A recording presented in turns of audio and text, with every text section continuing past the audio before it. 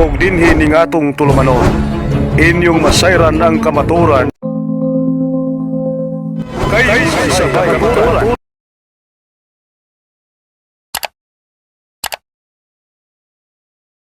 Itong celibacy, ito ba'y aral ni Kristo? Atin mo nang pakinggan ang salita mismo ng ating Panginoong Heso Kristo. Sa Matthew chapter 19, verse 12, ito ang nakasulat. Sapagkat may iba't ibang dahilan kung bakit may mga lalaking hindi makapag-asawa. Ang ilan ay isinilang na may ganitong kapansanan. Ang iba naman ay dahil sa kagagawa ng ibang tao. Mayroon namang hindi aasawa alang-alang sa kaharian ng langit. Hayaang tanggapin ang aral na ito nang may kakayahang tumanggap nito. So kita niyo mga kaibigan, klarong-klaro po, hindi lang po personal na aral ni San Pablo ang bago nating binasa.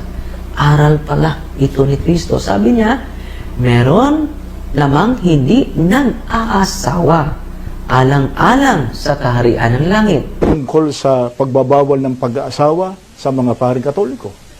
Masakit pakinggan pero ang sabi ng Apostol Pablo, yung pagbabawal ng pag-aasawa, hindi po aral ng Diyos kundi aral ang wika ng demonyo.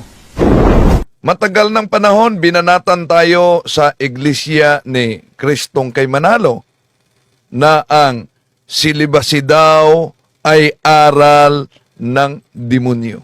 Alam naman ninyo na noon pa man binanatan ni Felix Manalo ang Iglesia Katolika Tungkol sa pagbabawal ng pag-aasawa sa mga paring Katoliko. Masakit pakinggan pero ang sabi ng Apostol Pablo, yung pagbabawal ng pag-aasawa, hindi po aral ng Diyos kundi aral ang wika ng demonyo. ayon sa INC na ang pagbabawal daw sa pag-asawa, silibasi ay aral ng demonyo. Ito ay matagal na nila na tuligsa sa pananampalatayang Katoliko. At ito ay nagiging epektibo din. Bakit? Nagiging epektibo dahil may mga inosenteng natangay nila dahil sa ganitong propaganda, mga kapatid. At narinig natin ang grupo ng Iglesia ni Cristo na binanatan na sa demonyo daw umano ang aral na di pag-aasawa ng mga kapariang Katoliko. At meron silang mga aklat Katoliko na ginagamit at pinagtagpi-tagpi nila, mga kapatid. At yung mga inosente talaga nadala. Kaya ating lilinawin, ano po ba yung talata na ginagamit nila sa INC at pinagtagpi-tagpi nila sa mga aklat Katoliko. Bakit sinabi nila na ang celibacy, na sabi ni dating Pangulong Rodrigo Duterte dapat tanggalin umano, at ayon sa Iglesia ni Manalo, etong celibacy ay aral umano ng demonyo. Kaya sasagutin at lilinawin natin, mga kapatid, itong paboritong tuligsa ng Iglesia ni Kristong Tatang ni Felix Manalo sa Santa Iglesia Katolika, kaugnay sa buhay ng ating mga kaparian at sa ating mga kamadrihan sa tinatawag na celibacy, ang di pag-aasawa na ayon sa kanilang tuligsay sa demonyo yan. Sa demonyo daw. At alam nyo ba, para lang patunayan nila, mga kapatid, ang kanilang akusasyon na madalas nilang ginagamit ang talata sa Biblia pero out of context. Anong talata na ginagamit nitong mga ministro ni Felix Manalo? Ito, mga kapatid, pansinin ninyo ang talatang ito. Ito ang ginagamit ng mga ministro ni Felix Manalo. Unang Timoteo Kapitulo 4, versikulo 1, ituloy sa 3. Ang ginagamit natin ang dating Biblia.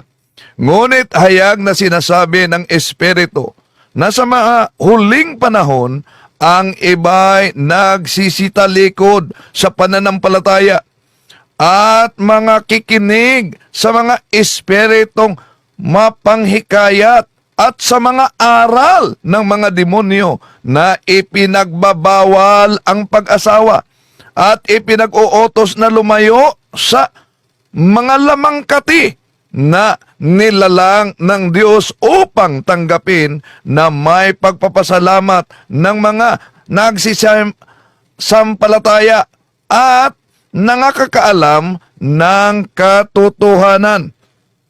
Yun ang ginagamit nila na talata, mga mahal na kapatid.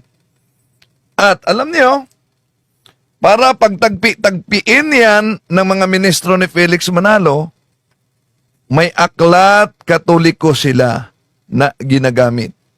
Ano yung aklat na katolikong ginagamit nila? Ito po, pakinggan ninyo. Ang pamagat nito ang pananampalataya ng ating mga ninuno. Ang aklat na ito ay sinulat ng Cardinal James Cardinal Gibbons. Siguro po, pinakamaganda, ipakita natin yung mismong larawan ng kardinal doon sa first page nung nasabing aklat. Etong kanyang larawan, tinagalog po ito ni Rufino Alejandro. Meron po itong mga kaukulang pagpapatibay. May nihil obstat, may imprimatur, makatwid, official na aklat ito ng Iglesia Katolika. Opo. Ang babasahin po natin ay pahina 396. Ang disiplina ng Iglesia, ang tinutukoy, Iglesia Katolika, ay ipinatupad buhat pa sa pasimula sa pamamagitan ng pagbabawal sa mga saserdote. Ang tinutukoy ng saserdote, mga pare, na mag-asawa pagkatapos na sila'y maordinan. Yan. Ginagamit nila ang aklat katolikong ito, mga kapatid, na pinagtagpi-tagpi nila dahil ayon sa nakasulat sa unang Timoteo Kapitulo 4, versikulo 1, ituloy sa 3, ngunit hayag na sinasabi ng Espiritu na sa mga huling panahon, ang iba'y nagsisitalikod sa pananampalataya at nangakikinig sa mga espiritong mapanghikayat at sa mga aral ng mga demonyo na ipinagbabawal ang pag-asawa. At sino daw umano ang nagbabawal sa pag-asawa? Gamit nila itong aklat na pinagtagpi-tagpi nila ang pananampalataya ng ating mga ninuno sa pahina 396. Ang disiplina ng iglesia ay ipinatupad buwat pa sa pasimula sa pamamagitan ng pagbabawal sa mga saserdote na mag-asawa pagkatapos na sila'y maordinan. O, yan.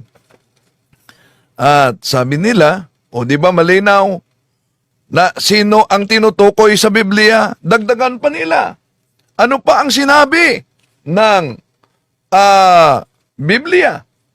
Ito po, balikan natin ang unang Timoteo. Ito ang propaganda ng INC, mga kapatid.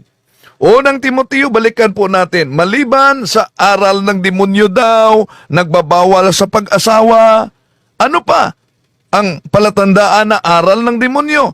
Ito, sabi nila, unang Timoteo Kapitulo 4, versikulo 1, tuloy sa 3, ito mabasa natin, may kulay pula. Ngunit hayag na sinasabi ng Espiritu na sa mga huling panahon, ang iba'y nagsisitalikod sa pananampalataya at nangakikinig sa mga espiritong mapanghikayat at sa mga aral ng mga demonyo na ipinagbabawal ang pag-aasawa at ipinag-uutos na lumayo sa mga lamangkati. Ipinag-uutos na lumayo sa mga lamangkati. Ibig sabihin, hindi kakain ng anumang lamangkati o karne. Ang tanong, sino po bang katuparan diyan na may utos na hindi kakain ng anumang lamangkati o karne? Gagamitin po nila, mga kapatid, ang aklat katoliko na ang pamagat ay siya ang inyong pakinggan. Ang aral katoliko na ang may akda ay si Father Enrique Dimond, isang SVD. Ito po ang mabasa natin sa pahina 139. Ang ikalawang utos sa Santa Iglesia Katolika ang ayuno at huwag kumain ng anumang lamang kati o karne sa mga araw na ipinagbabawal niya. So, sasabihin ng mga ngaral sa iglesia ni Felix Manalo, mga kapatid, di po ba?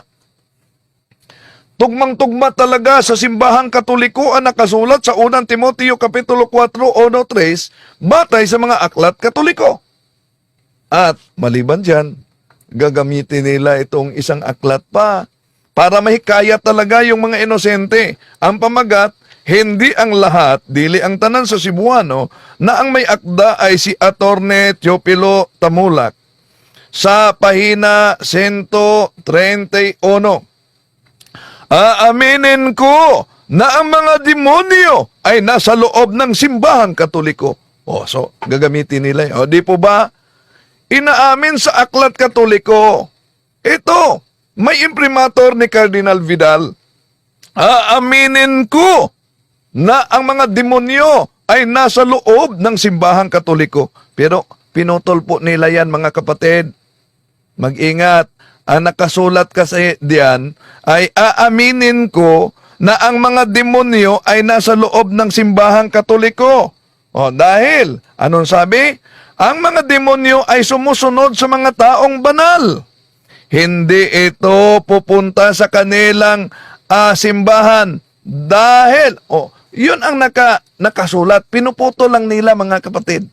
Kaya mag-ingat na sa ganitong propaganda ng mga kapatid natin sa ibayong pananampalataya. Balikan natin. Kung ang di pagkain ng karne ay bawal, ay sa demonyo na mga mahal na kapatid. Ang tanong, si San Pablo ba, may pagkakataon ba na hindi siya kumain ng karne? Sisilipin natin ang mabasa sulat ni San Pablo. Kaya nga out of context ang paggamit nila sa 1 Korinto 8:13, ito mabasa natin. Kaya nga, kung dahil sa pagkain ay itinutulak ko sa pagkakasala ang aking kapatid, hindi na ako kakain ng karne upang hindi siya magkasala. Ano daw? May pagkakataon na si San Pablo di kakain ng karne para hindi magkakasala. Pero mag-ingat, mga kapatid, dahil sasabihin ng mga ministro sa kanilang propaganda sa TV, sa radyo, ano po bang nangyari ngayon, mga kapatid? Sa sinasabing Katoliko na may taglay aral sa silibasya na ayon sa Biblia, aral daw ng demonyo. Kaya anong nangyayari sa mga kaanib ng simbahang Katoliko? Babalikan po natin ang aklat pananampalataya ng ating mga ninuno na ang may akda ay si James Cardinal Gibbons. Sa pahina 30, ito po ang pahayag ng otoridad Katoliko. Ito po ginagamit nila. Kaya marami talagang mahikayat nila kung di nila alam ito, mga kapatid. Bakit? Ito ang nakasulat. Nalulungkot kaming ipagtapat na ang kabulukan sa moral ay malimit na nasusumpungan sa sinapupunan nito mga nagsasabing sila'y Katoliko. Di natin maipipikit ang ating mga mata sa harap ng katotohanang marami sa kanila ang di nabubuhay ayon sa ipinag-uutos ng kanilang iglesia, kundi bagkus nagiging sanhi pa ng kalungkot-lungkot na iskandalo. Ngunit sa aba niya na nagiging daan ng mga ito, tinatanggap ko rin naman na mga kasalanan ng mga Katoliko'y lalong karimarimarim sa mata ng Diyos kaysa kasalanan ng nahihiwalay nilang mga kapatid, sapagkat maraming grasya ang sinasayang nila. Yon ang ginagamit nila at ang konklusyon. Di po ba? Malinaw na sinabi sa pahina 30, otoridad mismo, cardinal mismo ng Katoliko, na ano daw ang nangyari sa kanilang moralidad. Bulok na ang moralidad sa mga nagsasabing sila'y Katoliko. Pero alam nyo, mga kapatid, napakaganda naman ang nakasulat diyan sa aklat ni Cardinal James Gibbons. Ang sinabi diyan, nalulungkot kaming ipagtapat na ang kabulukan sa moral ay malimit na nasusumpungan sa sinapupunan ng mga nagsasabing sila'y Katoliko. Di natin maipipikit ang ating mga mata sa harap ng katotohanan na marami sa kanila ang di nabubuhay ayon sa ipinag-uutos ng kanilang iglesia, kundi bagkos nagiging sanhi pa ng kalungkot-lungkot na iskandalo. Di ba ba? Wala bang comprehension ang gumagamit dito? O sadya talagang pinipilipit nila? Bakit? Malinaw naman ang sabi sa pahina 30 na sino man, ibig sabihin, sino man ang nagiging bulok ang moralidad, nagiging bulok hindi dahil sila ay mga Katoliko, kundi dahil sila hindi sumusunod sa aral ng simbahang Katoliko. Pero ang tanong, nawala na ba ang pagkabanal sa tunay na iglesia kung may mga umaanib o miyembro ng simbahang Katoliko na hindi nagiging banal? Ayon kay simulan lang natin pagbasa dahil ito ay pilit talaga nilang itinatago. Ito ang nakasulat sa naturang aklat, pahina 23. Ang pagkabanal ay isang tanda ng tunay na iglesia sapagkat sa dasal na sumasampalataya ay sinabi natin ang ganito, sumasampalataya ako sa Santa Iglesia Katolika. See? Yon ang pinutol nila. Kaya, napakalinaw mga kapatid na kung meron mga miyembro sa simbahang Katoliko na nagkasala at nagiging resulta kahit mapari man siya obispo. Remember, even during the time of Christ, there was also a Judas. Pero di tayo magtaka diyan. Bakit? Ayon sa Jeremias Kapitulo 5, versikulo 26, sapagkat ang masasamang tao ay matatagpo ang kasama sa aking bayan. Ano daw? Kasama na umano sa bayan ng ating Panginoon Jesucristo yung mga masasamang tao. Iwanan ba nimo ang tunay na iglesia dahil sa 12 ka mga apostolis, isa ay nagiging Judas? Ano po ba ang layunin na merong tunay na iglesia, mga kapatid? But piliin ninyo ang iglesia na at yayakapin ninyo ang iglesyang tatag lamang ng tao. Halimbawa, kung may doktor na nagkasala dahil gumagamit siya sa kanyang injection ng poison, ayaw mo na ba? Meron namang nahuling doktor. Ayaw mo na bang lalapit sa ospital dahil may doktor na nagkasala? Ang tunay na simbahan ay parang ospital sa mga kaluluwa na may sakit. Kaya, sabi ng ating Panginoong Hesus sa San Marcos Kapitulo 2, versikulo 17, narinig ito ni Hesus, kaya't siya ang sumagot. Hindi nangangailangan ng gamot ang walang sakit, kundi ang may sakit. Naparito ako upang tawagin ang mga makasalanan, hindi ang mga matuwid. See? Yun ang dahilan kung bakit merong tunay na iglesia. Merong iglesia Katolika. Dahil ang iglesia Katolika ay ospital. Ospital siya sa mga may karamdaman na kaluluwa. Mga kapatid. Ngayon, balikan natin ang kasaysayan. Bakit sinabi nating out of context ang mga INC? Alam nyo ba na sa kasaysayan, kaugnay sa celibacy, kung tingnan natin ang aklat ng pamagat ay The Edge of Faith by Will Durant sa pahina 44. Ito po yung mabasa natin. In the first 3 centuries of Christianity, celibacy was not required of a priest. He might keep a wife whom he had married before ordination. But he must not marry after taking holy orders. No man could be ordained who had married 2 wives, a divorce, or a concubines. Yon ang nasa kasaysayan. Iwan ko kung alam ba nila ay may background sila. So, ang mga paring Katoliko sa Roman Rite, mga kapatid, Roman Rite, tinatawag yung Western Rite, no? Yung tinatawag na Latin Rite. So, ang mga pare sa Roman Rite, Western Rite, o Latin Rite, ay may vow of celibacy.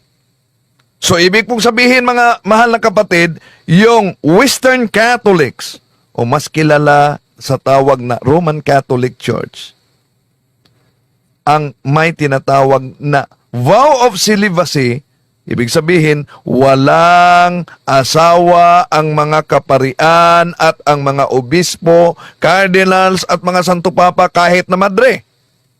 Pero noong una, ang mga santo papa merong asawa. May mga santo papang may asawa. Kahit na si San Pedro, unang.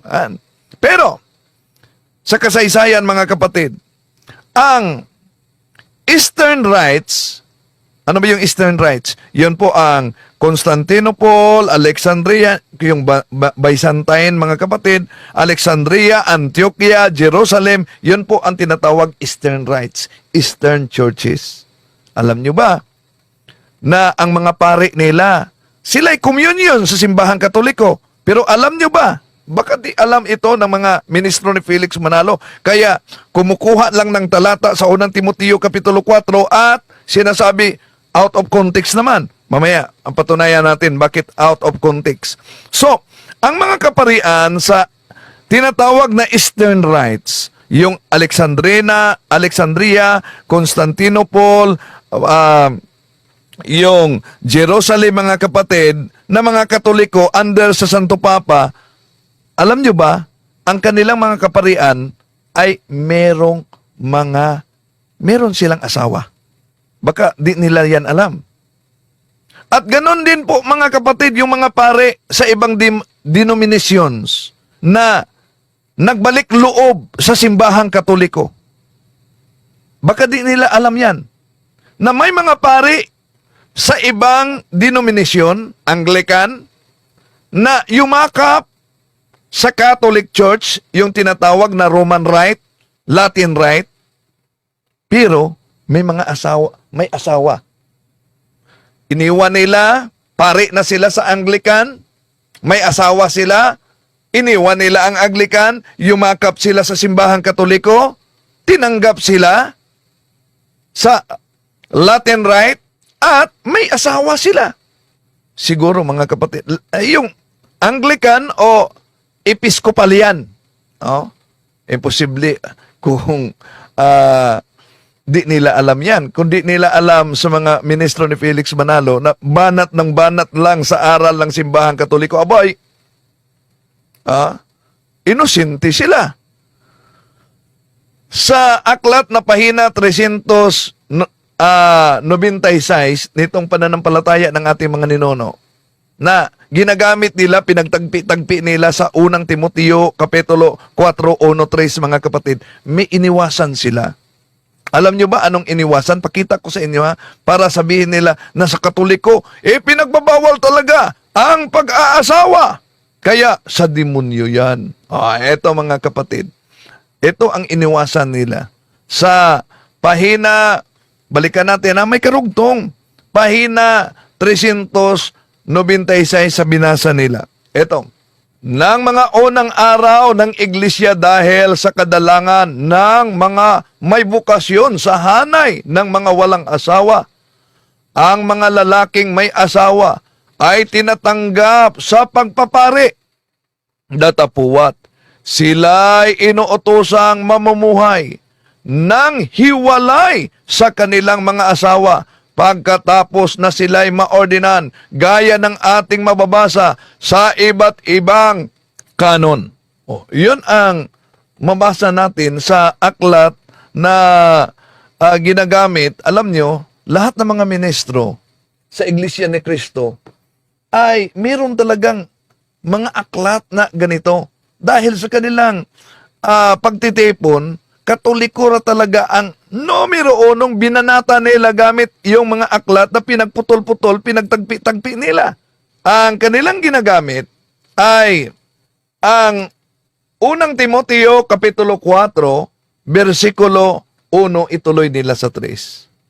Na ang buhay na walang asawa sa mga kaparian, yung tinatawag na celibacy, ay sa demonyo daw. Pero alam niyo ba, na hindi pwedeng iugnay, ikonekta ang unang Timoteo Kapitulo 4, versikulo 1-3 sa Biblia sa sinasabing doktrina ng demonyo daw. Bakit? Basahin muna natin. Unang Timoteo Kapitulo 4, versikulo 1 hanggang 3. Ito po mga kapatid. Ngunit hayag na sinasabi ng Espiritu na sa huling panahon, ang iba ay nagsisitalikod sa pananampalataya at nakikinig sa mga espiritong mangpanghikayat at sa mga aral ng mga demonyo na ipinagbabawal ang pag-aasawa at ipinag-uutos na lumayo sa mga lamangkati. Yun ang ginagamit nila. Himay-himayin po natin mga kapatid. Una, kung tingnan ninyo ang footnote sa Dewey Version Bible, sa unang Timoteo, ito'y iniiwasan nila. Dahil malinaw kung sino ang tinutukoy, kaya out of context sila, sino ang tinutukoy sa unang Timoteo, Kapitulo 4, 1-3. Sa footnote ito kasi ang mabasa. He expects, si San Pablo ang tinutukoy dyan na nagpahayag tungkol sa mga Gnostics, the Marcionites, the Encratites, the Manichaeans, and other ancient heretics who absolutely condemn marriage and the use of all kind of meat. So, yun ang tinutukoy pala mga kapatid, yung mga Gnostikos. Hindi ang vow of celibacy.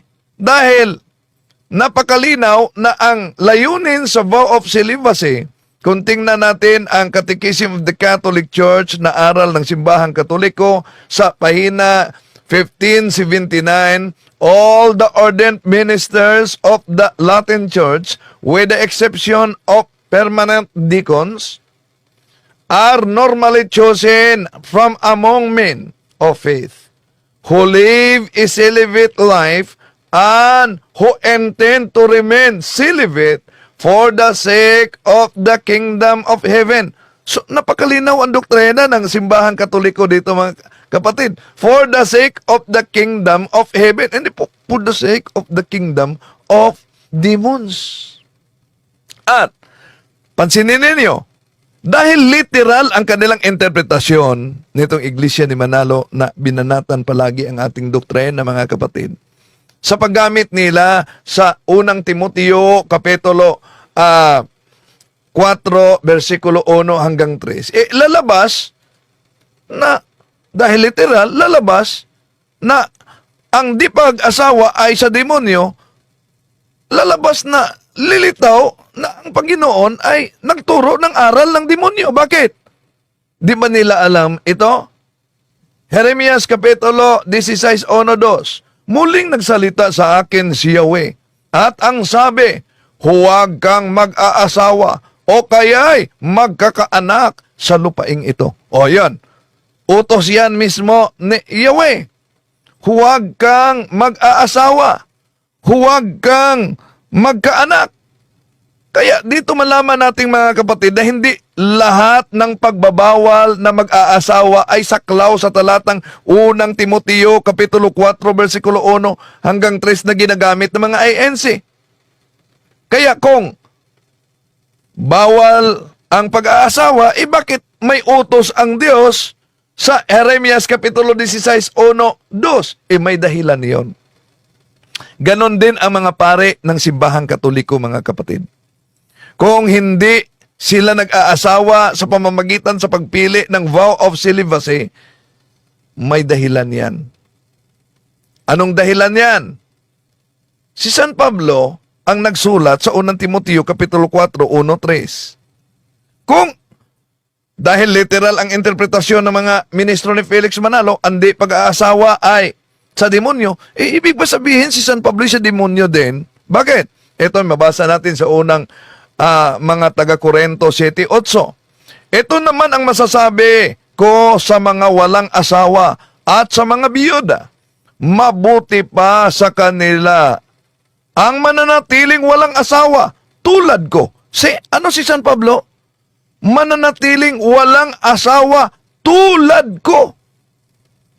Oye, kung ngayon, andi pag-aasaway sa demonyo para sa kanila, si San Pablo, walang asawa, sa demonyo na ba siya? Ayan, isip-isip naman mga kapatid, pag may time, di po ba, ano? Ano pa ang sabi ni San Pablo?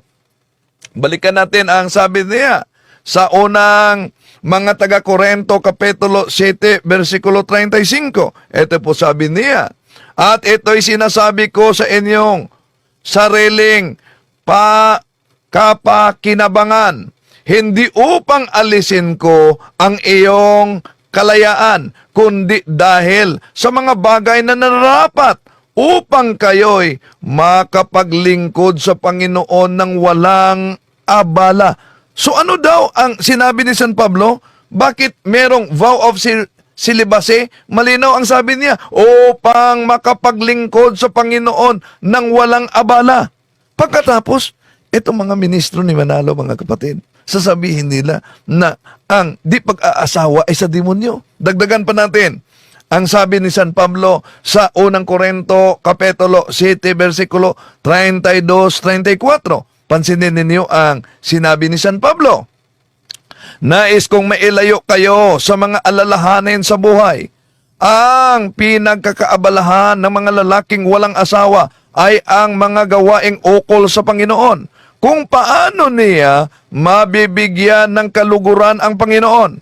Ngunit, ang pinagkakaabalahan ng lalaking may asawa ay ang mga bagay ng sanlibutang ito. Kung paano niya mabibigyan kaluguran ang kaniyang asawa. Dahil dito, hati ang kaniyang malasakit. Gayon din naman ang pinagkakaabalahan ng isang babaeng walang asawa o isang dalaga ay ang mga bagay ukol sa Panginoon sapagkat nais niyang maitalaga ang kaniyang katawan at espiritu sa Panginoon. Subalit, ang pinagkakaabalahan ng babaeng may asawa ay ang mga bagay ng sanlibutang ito kung paano niya mabibigyang kaluguran ang kaniyang asawa. Yun mga kapatid. Napakalinaw ang sabi ni San Pablo dyan. Pagkatapos sabi nila, sa demonyo andi pag-asawa, sa demonyo andi pagkain ng alamangkati o karne na ang sabi ni San Pablo. Kaya nga, kung dahil sa pagkain ay itinutulak ko sa pagkakasala ang aking kapatid, hindi na ako kakain ng karne upang hindi siya magkasala. May pagkakataon na si San Pablo, mga kapatid, hindi kumain ng karne. Ibig ba sabihin, nag-ayuno siya. Hindi kumain ng lamangkati. Ibig ba sabihin si San Pablo ay sa demonyo na? Kaya isip-isip naman para sa ating mga kapatid na nagsubaybay ngayon at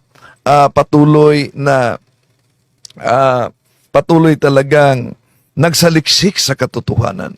No? Bukas sana kayo. Huwag kayong sarado para di kayo mabiktima sa maling akala. Kaya maling gamitin nila na ang unang Timoteo Kapitulo 4 versikulo 1 hanggang 3 mga kapatid para sa mga pare. Bakit hindi niyan tugma na verso na ginagamit nila? Kung meron mang talata o verso sa Biblia na tugmang-tugma sa buhay na walang asawa para sa mga pare at para sa mga madre, ano yon? Yung binanggit ni Father Darwin. Ano yung binanggit ni Father Darwin? Yung yung Mateo Kapitulo 19 versikulo 12. Sapagkat may iba't ibang dahilan kung bakit may mga lalaking hindi makapag-asawa. Ang ilan ay dahil sa kanilang katutubong kalagayan. Ang iba namay naging ganoon dahil sa kagagawan ng ibang tao. Meron namang hindi nag-aasawa alang-alang sa kaharian ng langit. Dapat itong gawin ng taong nakaunawa sa katuruang ito. Ano daw? iba't ibang dahilan. Bakit may hindi nag-aasawa? Ang iba umano, hindi nag-aasawa alang-alang sa kaharian ng langit. Sino ba ang katuparan nito? Alang naman mga pastor, may asawa sila. Kung gamitin natin ang salita ng Diyos, Protestant na salin, ito mabasa. May iba't ibang dahilan kung bakit may mga taong hindi nag-aasawa. Merong ipinanganak na may kapansanan. Ang iba na may sinadyang kapunin ng ibang tao. At ang iba'y pinili nilang hindi mag-aasawa alang-alang sa kaharian ng langit. Ang sinumang may kayang tumatanggap sa aral na ito, dapat niya itong tanggapin. O pagkatapos sabihin nila, pahayag yan ng ating Panginoon Jesucristo. Pagkatapos sabihin nila, mga kapatid, na ang di pag-aasawa ay sa demonyo, anong layunin? Bakit may vow of celibacy na mabasa natin sa Biblia? Sabi ni San Pablo, nais kong mailayo kayo sa mga alalahanin sa buhay. Ang pinagkakaabalahan ng lalaking walang asawa ay ang mga gawaing ukol sa Panginoon, kung paano niya mabibigyan ng kaluguran ang Panginoon. Yon, napakalinaw, mga mahal na kapatid, ang mabasa diyan sa Biblia. Kaya, tugma at tupad talaga sa mga pare ang talatang San Mateo Kapitulo 19, versikulo 12. At ang unang Korinto Kapitulo 7, versikulo 32. Palpak ang INC na gumagamit diyan. Bakit? Di po ba? Kahit si San Juan, nakita niya sa langit ang mga taong hindi nagkaroon ng ugnayan ng mga babae. In short, walang asawa. Saan mabasa? Babasahin po natin sa Pahayag, Kapitulo 14, versikulo 4. Ito po mabasa. Ito ang mga lalaking nanatiling malinis at hindi nagkaroon ng anumang kaugnayan sa mga babae. Sumusunod sila sa kordero saan man sila magpunta. Sila'y tinubos mula sa buong sangkatauhan bilang mga unang handog sa Diyos at sa kordero. Ano daw ang mabasa natin sa naturang talata, mga kapatid? Mga lalaking hindi nagkaroon ng anumang kaugnayan sa mga babae. At sila daw ang sumusunod sa yapak ng ating Panginoon Jesucristo. Ibig sabihin, walang asawa. Pinili sila mula sa mga tao para maging handog sa Diyos. Ang tanong, sino ang mga yon? Hindi pwedeng mga pastor yan. Dahil ang mga pastor, mayroon silang asawa, may mga anak sila. Hindi pwedeng mga ministro ni Felix Manalo yan. Dahil ang mga ministro ni Felix Manalo, mayroon silang mga asawa. So therefore, may kaugnayan sila sa mga babae. Sino ba yan? Walang asawa. Kundi, ang mga pare ng simbahang Katoliko, mga kapatid. At kung ating isa-isahin ang ginagamit ng mga ministro sa talata sa unang Timoteo Kapitulo 4, versikulo 1-3, ito ang nakasulat. Ngunit hayag na sinasabi sa Espiritu na sa mga huling panahon, ang iba'y nagsisatalikod sa pananampalataya. Ano daw? Sa huling panahon. Ang tanong, kung sinabi diyan na sa huling panahon, alang naman ang Katoliko ang tinutukoy diyan. Una, sinasabing some. Ibig sabihin, ang ilan. Gayong napakarami, nakaanib sa simbahang Katoliko, hindi lang ilan sa buong mundo. At hindi lang yan. Anong sinabi sa konteksto? Ilan ay tumatalikod sa huling panahon. Iyan lang naman ang simbahang Katoliko ang tinutukoy sa tinatawag na later times o huling panahon. Gayong ang simbahang Katoliko, kung tingnan natin ang aklat The New Book of Knowledge Encyclopedia, mga kapatid, ano po ba ang nakasulat sa The New Book of Knowledge Encyclopedia? Ito po ang ating mabasa. The Roman Catholic Church started its history in Jerusalem 2,000 years ago, as the original disciples of Christ gathered in the upper room waiting for the Holy Spirit to come. The day in which the Holy Ghost came in the birthday of the Catholic Church. See?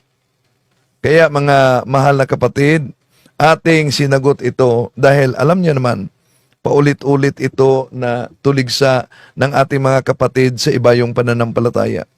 At alam niyo na, ang kasinungalingan, pag ito'y palaging inulit-ulit, magmukha talagang parang katotohanan, lalo na sa ating mga kapatid na kulang ang kaalaman.